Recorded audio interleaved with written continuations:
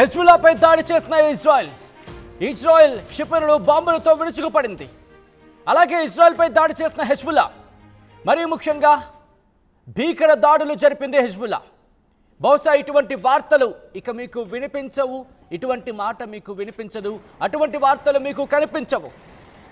These are the disturbing visuals అనే మాట బహుశా నేను ఇకపై ఉపయోగించకపోవచ్చేమో. అయితే ఈ కథనం కాస్త మిమ్మల్ని కలవరపరచచ్చు. ఇన్నాళ్ళు కలవరపరిచిన ఈ వార్త ఈరోజు మిమ్మల్ని కాస్త స్వాంతన చేకూర్చచ్చు. అవును, స్వాంతన చేకూర్చచ్చు. ఏంటా కథ, ఏంటా కథనం? డీటెయిల్స్లోకి వచ్చే ప్రయత్నం చేస్తున్నారు. బ్రేకింగ్ న్యూస్ చూస్తున్నారు. బ్రేకింగ్ న్యూస్ చూస్తున్నారు. ఇజ్రాయెల్ హెజ్బుల్లా వార్కు ఎండ్ కార్డ్ పడిందా?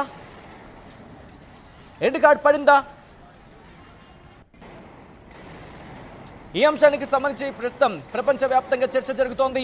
13 నెలలుగా కొనసాగుతున్న యుద్ధానికి దాదాపుగా తెరపడినట్టే. కాల్పుల విరమణకు ఇజ్రాయెల్ హెజ్బుల్లా అంగీకారం తెలిపాయి. ఇవాల్టి నుంచి అమల్లోకి రాబోతోంది కాల్పుల విరమణ ఒప్పందం. సీజ్ ఫైర్ ఈ రోజు నుంచి అమలు కాబోతోంది. ఒప్పందం అమల్లోకి వచ్చే కొద్ది గంటల ముందు వరకు కూడా పరస్పరం దాడులు చేసుకున్నాయి ఇజ్రాయెల్ హెజ్బుల్లా. ఒప్పందాన్ని హెజ్బుల్లా బ్రేక్ చేస్తే మేము స్ట్రాంగ్గా రిప్లై ఇస్తామంటున్నారు బెంజమిన్ నెతన్యాహు. ఇప్పటి వరకు జరిగిన యుద్ధం కారణంగా 3000 మందికి పైగా లెబనాన్ పౌరులు మృతి చెందారు. హెజ్బుల్లా స్థానంలో బాధ్యతలు తీసుకోబోతోంది లెబనాన్ ఆర్మీ. ఒకవేళ హెజ్బుల్లా కనుక తిరిగి దాడిని వేగవంతం చేస్తే ఈ నేపథ్యంలోనే ఆ దాడులకు సంబంధించి తిరిగి స్ట్రాంగ్గా కౌంటర్ ఇస్తామంటోంది ఇజ్రాయెల్. గుర్తుపెట్టుకో, రాసి పెట్టుకో. నువ్వు కనుక సీజ్ ఫైర్ వైలేషన్ జరిపితే నీకుంటది ఒడ్డుత సైతం తిరిగిస్తా అంటుంది ఇజ్రాయెల్. అయితే హెజ్బుల్లా ఇజ్రాయెల్ మధ్య కాల్పుల విరమణ ఒప్పందం కుదిరింది. ఈ నేపథ్యంలో ప్రపంచానికి సంబంధించి ఇది బంగారం లాంటి వార్తే. అయితే ఇక్కడ ఇంకొక ఈక్వేషన్ గురించి మాట్లాడుకోవాలి. కారణం హమాస్, గాజాలో హమాస్. కానీ గాజాలో హమాస్కి అలాగే ఇజ్రాయెల్కి మధ్య ఒప్పందం కుదరలేదే. ఇదే ఒప్పందానికి సంబంధించి గతంలో కూడా చర్చ జరిగింది.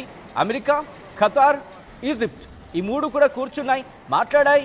కానీ చర్చలు జరిగాయి. కానీ శాంతి ఒప్పందం కుదరలేదే, కాల్పుల విరమణ జరగలేదే. కానీ అంత ముందుకు వరకు కూడా ఎటువంటి కాల్పుల విరమణ జరిగిందో ఇంతకు ముందు వరకు కూడా ఎటువంటి దాడులు జరిగే ఒకసారి చూసే ప్రయత్నం చేద్దాం.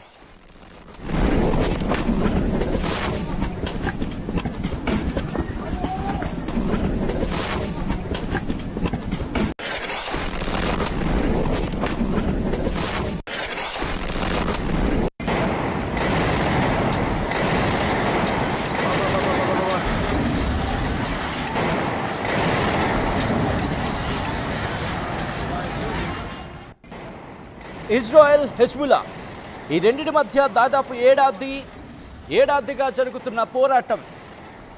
ఈ పోరాటానికి కాస్త స్పీడ్ బ్రేకర్ పడింది. ఫుల్ బ్రేక్ పడిందా? Biggest question mark. ఎందుకంటే ఇది కాస్త స్పీడ్ బ్రేకర్ కింద మనం చెప్పుకోవచ్చు. 2 వర్గాల మధ్య కాల్పుల విరమణ ఒప్పందం కుదిరిందంటూ కూడా అమెరికా అధ్యక్షుడు జో బైడెన్ అనౌన్స్మెంట్ చేశారు. ఈ ఒప్పందం ప్రకారం అక్కడ స్థానిక కాలమానం ప్రకారం చెప్పుకోవాలంటే కనుక మరి ముఖ్యంగా మన టైమింగ్ ప్రకారం చెప్పుకుంటే ఉదయం 4 నుంచి 7:30 వరకు కూడా అమల్లోకి వస్తున్నట్టు కూడా బైడెన్ చెప్పుకొచ్చారు. లెబనాన్ పోరాటాన్ని కనుక ఆపేస్తే హెజ్బుల్లాతో పాటు ఇతర ఉగ్ర సంస్థల నుంచి ఇజ్రాయెల్ని రక్షించడం ఈ ఒప్పందం లక్ష్యం అంటూ కూడా అమెరికా అలాగే ఫ్రాన్స్ సంబంధించి 2 కూడా కంబైన్డ్గా ప్రకటన రిలీజ్ చేశాయి. అయితే ఈ కాల్పుల విరమణ ఒప్పందం గురించి అఫీషియల్ అప్డేట్ కావచ్చు, లేకపోతే ఇటు ప్రపంచవ్యాప్తంగా ఉన్న న్యూస్ అవుట్లెట్స్ ఏం చెప్తున్నారనేది ఒక్కసారి మాట్లాడుకునే ప్రయత్నం చేస్తే కనుక ఇది పర్మనెంట్ సీజ్ ఫైర్ అనేది ఒక అంశానికి సంబంధించి చర్చ జరుగుతోంది. అంటే పర్మనెంట్ సీజ్ ఫైర్ ఆ లక్ష్యంగా ఈ ఒప్పందం జరిగిందంటూ కూడా అమెరికా చెప్పడం ఆసక్తికరంగా మారుతోంది. ఒకవేళ ఇదే జరిగితే కనుక ప్రపంచానికి 3వ ప్రపంచ యుద్ధం నుంచి కాస్త 2 అడుగులు వెనక్కి 6 అడుగులు ఇంకాస్త వెనక్కి పడినట్టే చెప్పుకోవచ్చు. ఎందుకు నేను ఈ మాట అంటున్నానంటే అసలు ఈ ఒప్పందంలో ఏముందో మాట్లాడుకునే ప్రయత్నం చేద్దాం. ఈ సీజ్ ఫైర్ సంబంధించి 60 రోజుల్లో హెజ్బుల్లా బ్లూ లైన్ అంటే లెబనాన్ ఇజ్రాయెల్ మధ్య అనాధికారికంగా ఉన్న సరిహద్దు లిటానీ నది గురించి. అక్కడ దాదాపు ఉత్తర దిశకు సుమారు 30 కిలోమీటర్ల దూరమనే చెప్పుకోవాలి. ఇది ఆ ప్రాంతం తన ఫైటర్లు కావచ్చు ఆయుధాలను తొలగించాలి హెజ్బుల్లా. దాంతోపాటు ఇక్కడ అమెరికాకు సంబంధించి సీనియర్ అధికారి చెప్తున్నారు ఏంటంటే లెబనాన్ సైన్యం ఆ ప్రాంతాన్ని ఆధీనంలోకి తీసుకోవాలి. అంటే హెజ్బుల్లా ప్రాంతాలని లెబనీస్ సైన్యం ఆధీనంలోకి తీసుకోవాలి. ఆయుధాలు కావచ్చు, లేకపోతే అక్కడ ఉన్న ఆర్మీ కన్స్ట్రక్షన్స్ కావచ్చు, లేకపోతే అక్కడ ఉన్న ఇన్ఫ్రాస్ట్రక్చర్ కావచ్చు, వాటన్నిటిని తొలగించాలి. వాటిని మళ్ళీ అక్కడ తిరిగి ఏర్పాటు చేయకుండా పునర్నిర్మాణం జరగకుండా వాటిని చూసుకోవాలి లెబనాన్ ఆర్మీ. ఇది లెబనాన్ ఆర్మీ బాధ్యత అంటూ కూడా చెప్పుకొస్తోంది.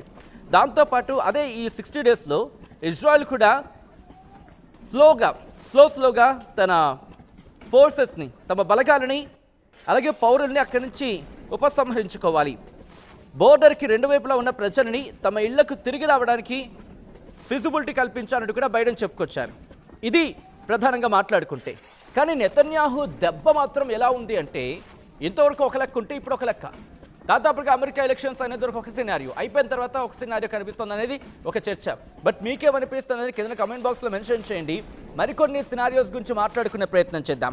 ఇక్కడ హెజ్బుల్లా ప్లేస్లో లెబనాన్ ఫోర్సెస్ అడుగు పెట్టబోతున్నాయి. కానీ ఇన్నాళ్ళు ఈ లెబనాన్ ఫోర్సెస్ ఏవయ్యాయి, దానికి సంబంధించి తర్వాత మాట్లాడుకునే ప్రయత్నం చేద్దాం. అయితే అమెరికా ఇక్కడ ఏం చెప్తుందంటే సదరన్ హెజ్బుల్లా ప్లేస్లో దాదాపుగా 5,000 మంది ఫోర్సెస్తో లెబనాన్ ఫోర్సెస్ అక్కడ మోహరించాలి. ఇది ఒప్పందం. అయితే దీని గురించి కూడా కొన్ని కన్సర్న్స్ ఉన్నాయి. లెబనాన్ ఫోర్సెస్ కనుక కాల్పుల విరమణను ఎలా ఎగ్జిక్యూట్ చేస్తాయి అనేది, వాటిని ఎలా అమలు చేస్తాయి అనేది ఇంట్రెస్టింగ్.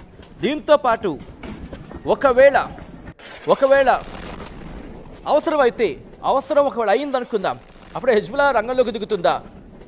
ఇది మళ్ళీ ఇంకా ఇంట్రెస్టింగ్ డిస్కషన్ దారి తీయచ్చు. మళ్ళీ దేశంలోని మరింత అస్థిరతకు దారి తీయచ్చు అనేది ఒక డిస్కషన్. అయితే ఈ ఒప్పందం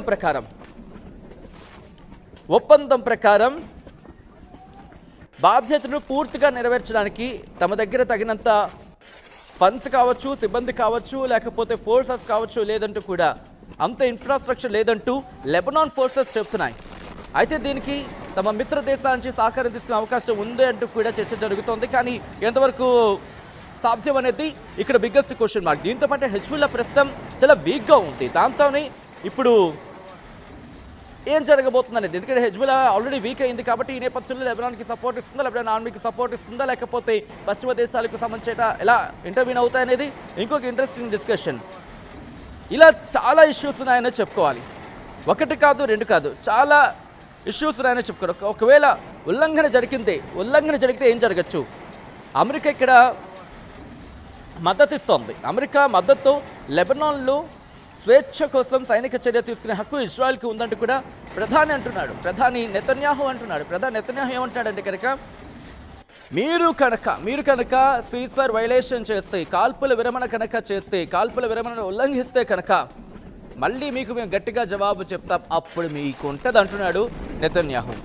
ఒప్పందాన్ని ఒకవేళ బేఖాతరు చేసినా, హెజ్బుల్లా ఆయుధాలు ఒకవేళ తిరిగి పొందడానికి కనుక ట్రై చేసినా మేము అటాక్ చేస్తామంటున్నాడు నెతన్యాహు.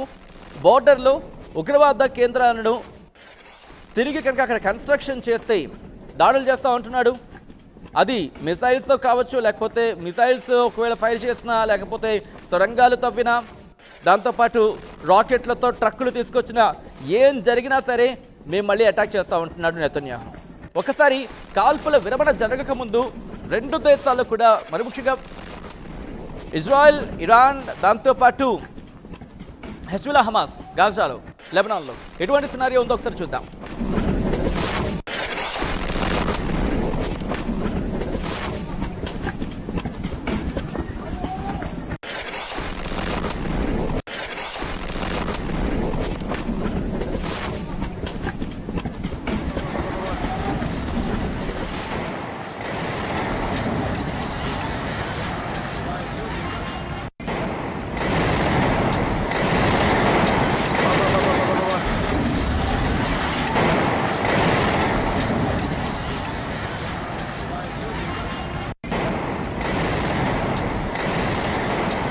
బ్రేకింగ్ న్యూస్ చూస్తున్నారు.